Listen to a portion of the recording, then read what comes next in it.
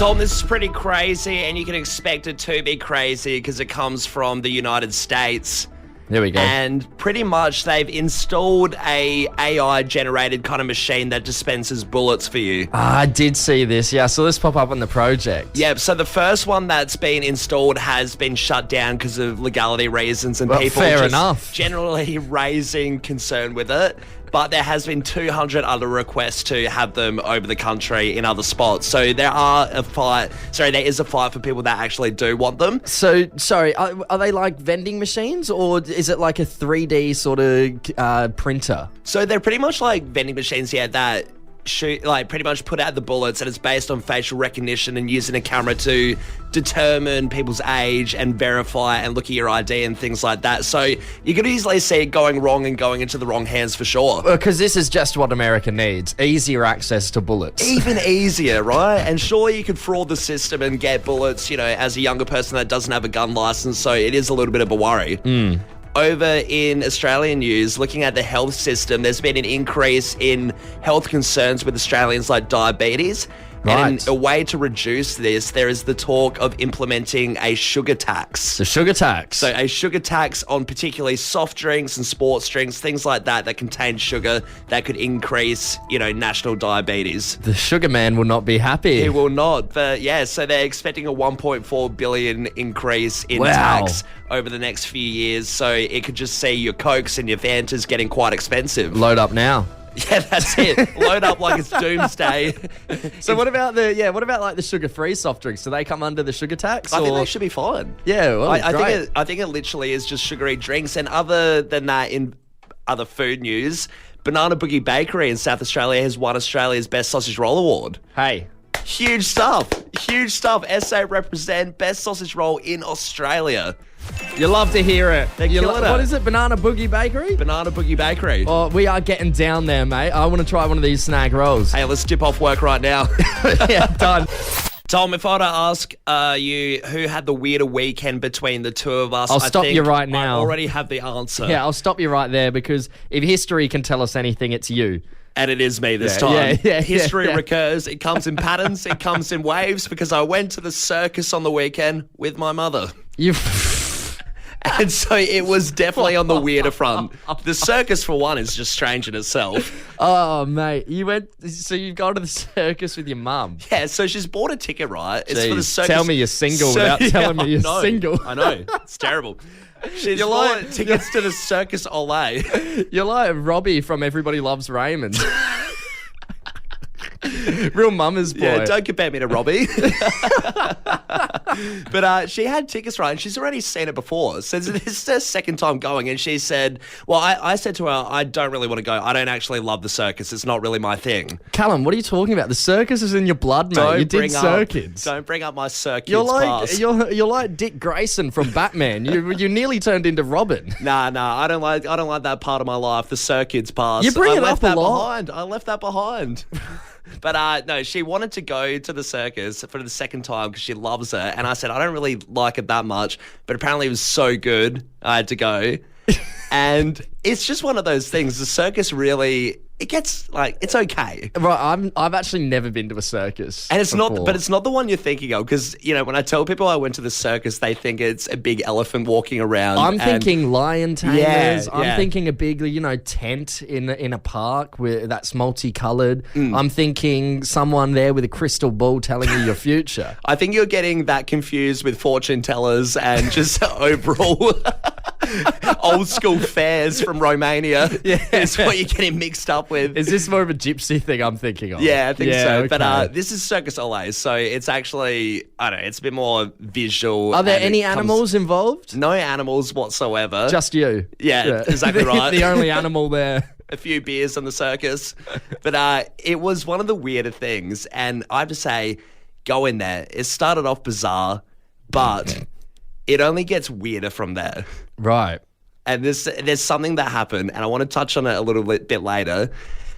When we come back from the next few songs, when we come back from the break, there was this lady next to me. This old lady walks through, and what she did, I couldn't believe. She made it incredibly awkward, and I don't think I'll ever go to the circus again. Really? I was okay with the circus for a little bit there. I didn't want to admit it, but I'm never going back.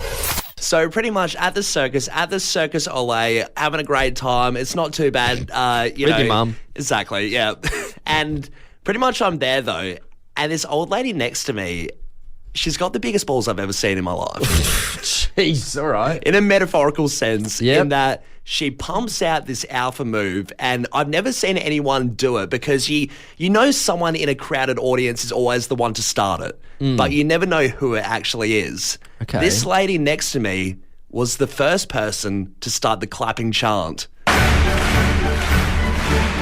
So the very first person. Right. So Right. when you wonder in a crowd, Right, who's starting the chant and someone starts doing the clapping and then everyone gets involved, who is the very first person to do that? It's this old lady. This old lady. I wonder if she's the one at the Crows games going, Adelaide. Adelaide. She's steering the ship at all of Adelaide's crowded events. She's getting it going, starting the Mexican waves. Oh my God, yeah, Mexican wave. How do you start a Mexican wave? I've always wondered, because you can't, one person can't start that. And two people can't even start that. You need at least a group of 10 people committed to the wave. Well, that's my whole point with this and the clapping and the Mexican wave is that you have to have a lot of confidence to be the one to start one of these things, because whether it's the Mexican wave or the clapping chant, if no one joins in with you, you look like an idiot. Yeah, I mean, I know we've spoken about it before on the show as well, but the first person to do the hip hip in the birthday song. Don't and tell me. There's always 2 or 3 people on the first hip hip. By the second hip hip, there's only ever 2 people, and by the third hip hip, somehow people know to drop out. There's only ever one, and it's always the biggest alpha. It's usually like the grandpa or the dad, and he's got the loud. He'll put the deepest, loudest voice on he can. It's one of the grandpas who's been doing it the last 50 years and doesn't want anyone taking the belt, and doesn't want anyone taking that reigning champ title as the hip hip person. No young person is going to take it from them until they die. No young whippersnappers allowed. The hip hip is reserved for the people who've put in the time. Nah, exactly. And so that's what these are. These are those alpha moves that you think, geez, they must start from somewhere. Somebody has to start them, and they don't want anyone else taking them. It's the Mexican wave. It's the clapping, the chants, all of those things that start, and then they finish them. Bit of an alpha move as well. Less so from a sporting game, but when you're driving and if you're the first person at the lights next to somebody and the person next to you races you to get to the other side first, alpha move. Huge alpha move. Huge alpha move. Massive alpha move. What about when someone drops a glass? This is more annoying than anything, but I think people could see it as an alpha move. Someone drops a glass, someone yells out, taxi! Yeah. If you're the first person to do that, we can also assume you're the person who says hip hip at the birthday parties. You are the same clown who does that. Look, let's go to the text line here. We want the Fresh fam to let us know. What's your alpha move, Adelaide?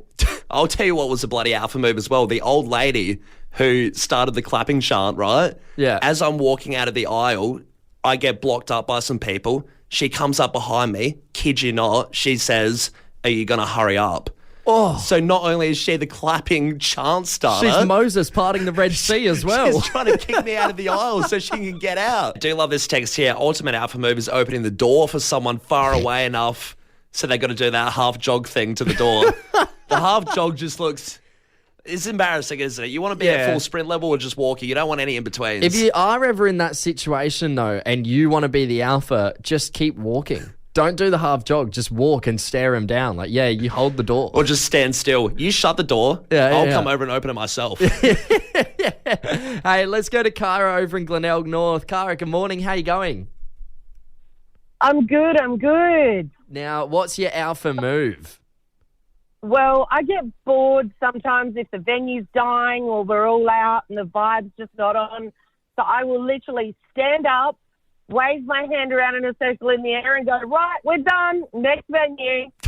Wait, so you're the person to say, all right, guys, we've had enough here. Let's move on. What constitutes, Cara, as a bad time at a venue to the point where you have to shoo everyone along? The music starts getting crap or it starts getting infiltrated by people who don't have any ID. Yeah. or Now, just basically the DJ starts having their own little party by themselves and ignores everyone. Now, Cara, how are you executing this? Is it sort of like you get up on a table or a chair and get yourself above everybody and then do the yell out and the call out? Yeah. I Cara. have to get myself above everyone because I'm only 5'2". Yeah, right. So I stand on top and I wave my hand around in a circle like a tour guide and yell out at the top of my lungs, "All right, we're off." Cara, have you ever done the slapping the spoon against a glass trick to get people's attention, or are you just doing the vocal pipes every time? Oh, look, I'm a trained opera singer, so I'm vocalising it. Follow I'm getting it out there. Cara, I really want to be at a pub with you when you decide to turn it on and be like, next venue. I don't know if I want Cara at any of my house parties. Just gotta take my friends away to the next best thing. Good on you, Cara. Thanks for getting involved. Let's wrap it up in Morfett Vale. Dylan, good morning, mate. What's your alpha move? My alpha move would have to be time discount card at a bottle-o for chasing a thief down when he used a cap gun to hold us up. Whoa, So whoa. So cap gun incident happened, and the reward for chasing him down is that you get a lifetime of discount at the bottle shop. Yeah, as well as being on a training module for what not to do. Unreal. Can you give it so you can? Oh, Dylan, did you know friends? it was a cap gun at the time? I've got to ask. Did you know it was a cap gun, or did you just take an absolute pump?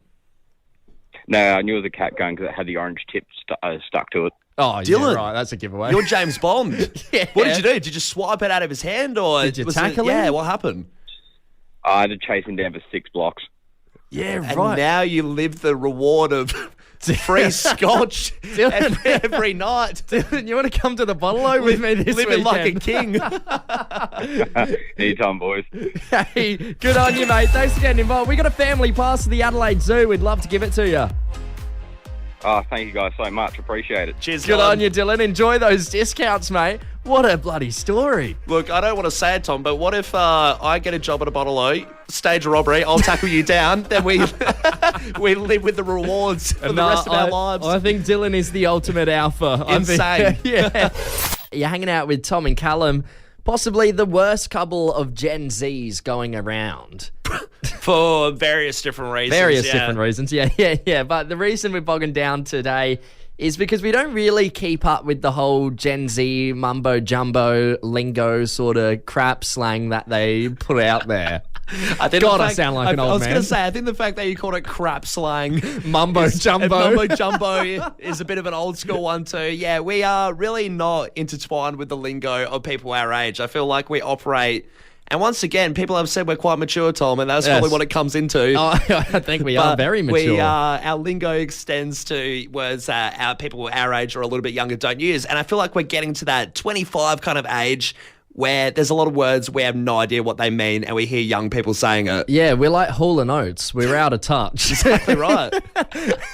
That's an old person reference too. If you know Hall and Oates, you know.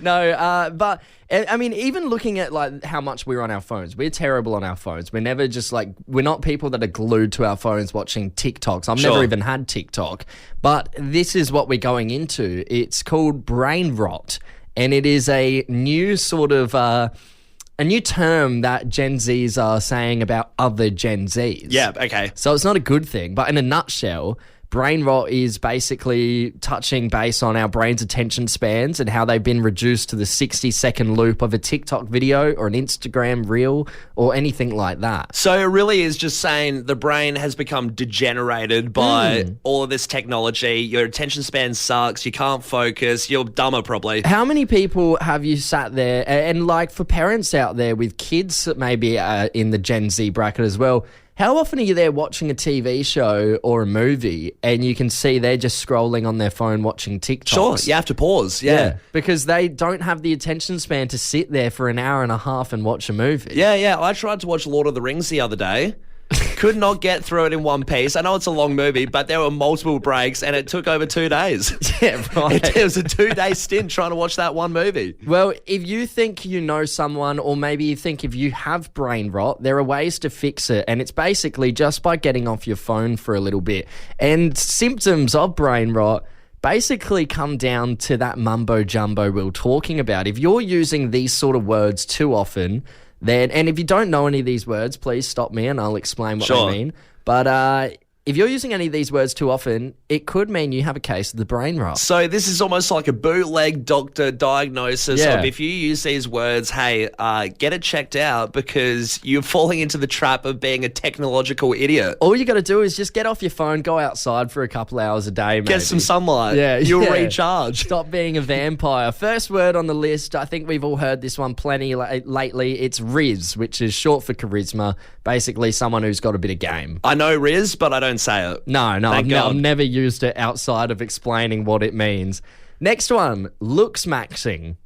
See, I don't know that one. This is someone actively looking to maximize their physical potential by making changes to their appearance. Right, okay, good. So And that can maybe if you're going through a breakup, you'd say, I'm looks maxing Yep, right sure. now. And that'll up your Riz as well. Yeah, I guess it's basically the new way of saying having a glow up. Yeah, good stuff. Next word, skibbity. Skibbity cannot be a word that people are saying. Skibbity is a word people are saying. I really genuinely hate this word the most because skibbity has no meaning. It's basically only used to flag the start of a completely ridiculous conversation. And by the way, I'm just learning about these words too. What, so- Skibbity I hadn't heard of till this morning and I hate it already. What, so skibbity is the equivalent of having a catchphrase like Mario going like, Yahoo! So it has no connection to anything. It's not a part of a sentence. It's just something you would say at the pub and people be like, oh yeah, he's doing the skibbity. If you want to say something ridiculous, I guess you start off by going, skibbity, everybody. All right, not doing that. No, never do that or I won't be your friend. Good. I hope no one would be my friend if I'm saying skibbity around the place. All right, grind set. This is an amalgamation of grind and mindset. Person who's focused on their grind set is preoccupied by hard work and hustle in order to achieve success. Okay. Right, I don't think there's any Gen Zs out there that have grind set. Never heard grind set. And if you're on your phone to the point where you're saying words like grind set, you're probably not grinding hard enough. Yeah, NPC, which is non-player character. It's actually a video game term which has now been adopted by the Gen Zs to be, I guess, a bit derogatory towards someone who's completely devoid of their own personality. Someone that just doesn't look real. If you want to look at like... I've said this about someone before. Yeah, all right. Oh, so you're a mean person. You don't have brain rot. You're just a jerk. Last term, if you hear this one, then I think your kid or your friend might have absolute brain rot. Poggers. Poggers. So this came around the office the other day with one of our producers who's a little bit younger, Fem. She knew exactly what it meant. What is it? So this originates from the streaming platform Twitch, which is all to do with streaming video games. So it's another video game term. And it's basically to express excitement or enthusiasm towards something. So say we came out of this live radio break and we thought it was really good. We'd go, poggers! All right, we know that's not happening. No, it's not. What dog breed do you reckon is the best guard dog? Well, if I were to go off The Simpsons and Mr. Burns, if he taught us anything, I would say the hounds. The hounds? The hounds would do the trick. Yeah, well, you'd be wrong. It's actually a tiny cavoodle. A cavoodle, right? Yeah, Okay, so they're finally rising up in the world. They're rising up. I mean, specifically this tiny cavoodle named Teddy, who scared off a potential burglar who tried to break into a Brizzy home. Right, okay. So this is such a funny one when you see the people's houses with the signs that say, beware of the dog. Yeah. And you think, is there a Rottweiler behind it? A Siberian wolf? What is behind those doors? Yeah, it's a cavoodle. It's a tiny cavoodle as well. Yeah. So this CCTV footage that they had on the house, they had cameras set up in their house, and it captures this video of this hooded bloke who's in their yard and he's trying to break in. And the owner, Amanda, was woken up to Teddy, the tiny cavoodle, going absolutely crazy. Yes. God bless the man from A Current Affair. Endless content from him. Gave us that audio. I wouldn't want to have him behind my... when I'm burgling into somewhere, I wouldn't want him behind the gate. Beware of old man. Between him and the cavoodle, they're unstoppable. You couldn't even break into the Pentagon if they were there. Yeah. So after this hooded man was trying to break in and heard Teddy, the tiny cavoodle, absolutely going off his head, the potential burglar was scared off by this hero dog. It ran away, jumped the fence, and ran down the street, never to be seen again. Wow, okay, so that's an interesting one. I mean, out of all the dog breeds, you just wouldn't pick the cavoodle. Yeah, but what we want to chat about is when did your dog do its job? I mean, of course, because this dog did its duty, right? There's so many dogs out there that are just lazy. Oh, look, They're- my dog doesn't quite dog right. Well, do you Like- think it's because he lives the life of luxury? Is that what happens? You condition them to having dinner at the table, and then when it comes to the dog duties, they're like, I could do without it. My dog doesn't know how to play fetch, right? Right. So even just last night, came up to me with his little toy, wants me to throw it. Like, yeah, right. Grab it, throw it the first time, and then he won't bring it back to me fully. He'll come back to me and stay a few meters away, and then wants me to chase him. He doesn't want to play fetch. He just wants to be chased. Sure, just a half-assed dog. Mediocre dog level. I mean, as well, if I come home and no one's home, he'll hide because he'll be scared of who's coming through the door. Not that he doesn't know that only people who live there have keys as well. He should know that by now. He's old enough. But Yeah. no, he goes off and hides. But if someone's home, he'll be going off his head just like this bloke. Yeah, he's got the wires crossed for sure. Yeah. I mean, and that's it though. You want to know, is your dog actually doing the duty? Hey, we are going to look at the text line right now. $50 voucher up for grabs to Boost Juice, Adelaide Central Plaza. This first text here goes, this one's pretty outlandish. It's pretty crazy. Insane story coming in from Mikey. Says, morning, gents. My dog is like the real-life Lassie. I had a frozen pizza in the oven and I fell asleep on the couch only to be woken to my dog barking at me and jumping on me. The pizza was on fire and all this black smoke emerging from the oven was nearly quite serious. Jeez. Yeah. Hey, stopping Don't, a fire. That's very Lassie, actually. It's very Lassie. I mean, why? Don't fall asleep if you're going to make a frozen pizza. Yeah, surely you can find a better time to have a nap, right? Got this one I feel here. like there was maybe some other factors involved. Frozen pizza, napping. Sure. Munchies. Yeah. This text here from Chris is insane. My dog genuinely ate my homework when I was a kid. Hey, helping you out on that front. There you Unfortunately, go. I'm sure the teachers wouldn't believe you. The but teachers will never believe that, no matter how much truth there is to it. Yeah, the teacher will need. That is like a law of teacher. If you fall for that one, you're out of a job. You know what? Then they turn to the life of crime, and the criminal comes and teaches yeah, class. vicious cycle of dogs and burglars. I'm actually very happy to know that this has actually happened. Yeah. That someone's homework has been eaten by a dog before. Somebody else has texted in here saying, my dog actually brings me paper in the morning. He's a useful pooch. This reminds me of a video that I saw on Instagram recently where this owner has a special clap for his dog. He goes like... And then the dog goes to the fridge, opens up the fridge. He's got his own little doggy handle, opens the fridge up, grabs a beer. Yeah, that's why they in call the them, mouth and brings the beer back to the owner. That's why they call them man's best friend. That's where the name came from. Getting a beer out of the fridge. That's all you have to do. Got a little terrier that chased out a burglar trying to steal my tools. Even went for a bite on the arse. Jesus. Yeah, right. I There wonder you how go. a terrier would have to jump up quite high to get a bite on the arse too. Well, we don't know how short this burglar was. Could have been a kid. Callum, Yep. on the show recently, we were talking about raw dogging, which is a new trend that a lot of men are doing on plane trips. Basically, it's I need to Yeah. get this out quickly. Well, so- I mean, yeah, keep in mind it is for the plane trips, not the internet. That is a different trend. However, this one is different. Well, yeah, I mean, even on plane trips, you could think it's still the same thing. But no, it is Sure. basically just people that will refuse to listen to music, refuse to watch, TV or movies on the Yep. flight, refuse to even read a book. They just sit there and do absolutely nothing. And they've coined the term raw dog in the flight. Yeah, and it's a crazy thing because the idea that you could go to a flight to Europe, say, or even halfway to Dubai, and it's, 10 plus hours, whatever, and you're not doing anything but sitting there with your own thoughts really puts people off. You have to be a special breed to do that. Well, that's the thing. They won't even sleep. So that was a big thing for me. I think I probably could do it, but I think I'd just get tired and fall asleep. But yeah, what it'd we be the want to do this morning is dive into the psyche of the men that are raw dogging these flights. Because, I mean, we did sort of touch on this last time, and, we thought the kind of people that I would think famous historical figures who might be raw dogging, maybe like a Jeffrey Dahmer. Johnny maybe- Sins. Yeah, Johnny Sins, Ted Bundy.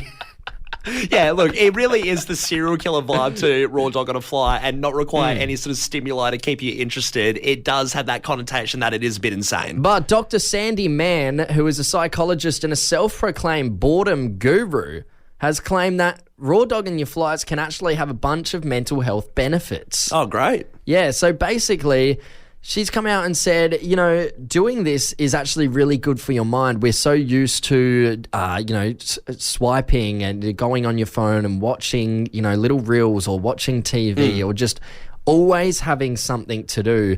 And that kind of stimulation means you're always getting those endorphins and that serotonin level always staying up. But, you need to reset it from time to time. Yeah, and I guess it's that thing as well. We're getting a few notes from our producer. She's saying that from this article as well, that the expectation that you could get a message or something pop up gives you some sort of subconscious anxiety. So it's the same effect when you put your phone in airplane mode and chill out for a bit, that you're not got this expectation that phone's going to start blaring, you're going to get a call that you don't want. So it relieves all of this anxiety and you chill out for a bit. Yeah, so this psychologist, Dr. Sandy Mann, has said that all this endless scrolling and subsequent dopamine hits means a lack of creativity in your day-to-day life. So when you actually do just sit there and do nothing, and if you are feeling bored, that boredom will usually lead to daydreaming and lead to, wandering off and boosting your creativity and your potential in being bored less often, really. Yeah. I mean, I feel like if someone turned to me and I was raw dogging on a flight and they said, geez, you look like you're daydreaming a bit. What are you thinking of? I'd be saying, hey, I'm daydreaming about how much I don't want a raw dog right now. I would love to watch some Breaking Bad on my phone. I just don't think I'm cut out for it. Yeah, well, I mean, like Dr. Sandy Mann saying, boredom or being understimulated can actually help calm you and boost that creativity, which now let's get to the day-to-day life. This is what worries me. Is that I might be sitting in a meeting, or maybe, we're doing a live break on air and you're talking, and I might sometimes, not all the time. Don't admit that you drop off. Sometimes I might zone out and Go start into daydream. daydreaming. No, I do it too. Tom, we want to talk about PDA. If you don't know what that is, public displays of affection, when you're kissing in public, holding hands, all of that stuff. Needs to be stopped. And a lot of people do have an issue with it, but I didn't realize people had an issue with it to this degree, because over in France, a French cyclist doing the Tour de France, he's a rider for there, has been punished for doing a little bit of PDA with his wife as he's going down the course doing a time trial. Yeah, it was during the seventh stage of Tour de France on Friday. This is... How much did he get fined? So it was 200 Swiss francs, which is 331 Australian dollars. For stopping and kissing his wife. All for a little kiss. What I don't get is it's a time trial. So is he not already taking enough of a hit by stopping to kiss his wife that now you're adding on the fine? But he's already damaged himself with the time trial. Yeah, you're already kicking him while he's down. But from his perspective, to be fair, he said the kiss elevated him a bit. And, got him going faster. So, man loves it. Man's a bit frisky, and that just shot him down the cycling path very fast. He boosted his time. Yeah, they've got the anti-doping rules and now the anti-kissing rules. Yeah. I mean, the UCI came out. I saw this statement that they came out and said, saying that Bernard's behaviour had been inappropriate and damaged the image of the sport. I think Lance Armstrong did that years ago. Yeah.